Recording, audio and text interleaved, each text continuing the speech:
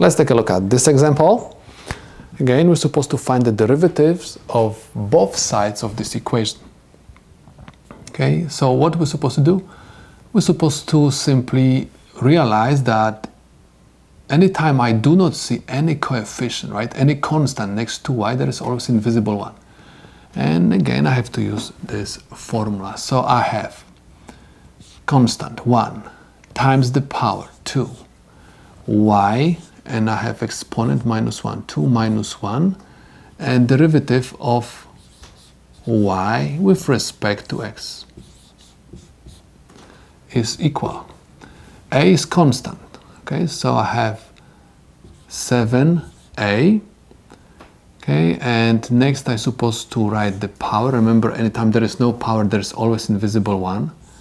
X, and I have 1 minus 1 times the derivative of x with respect to x. Again, I'm using this formula.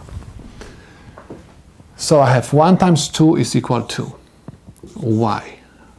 2 minus 1 is 1. I'm not going to write it.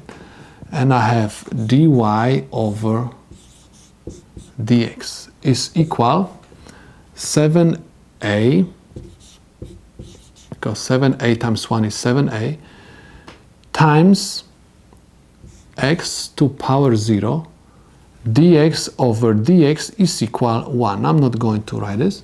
So I have 2y dy over dx is equal 7a. Keep in mind that x to 0 is equal 1 when x is different than 0, because 0 to power 0 is undefined. That's why we're supposed to keep in mind that x must be different than 0. So in order to find dy over dx, I have to divide my equation by 2y.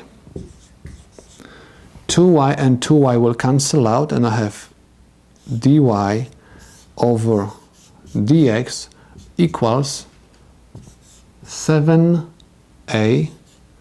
over 2y. And in this case, because y is in the denominator, supposed to keep in mind that y has to also be different than 0. Okay, so this is my solution to this problem.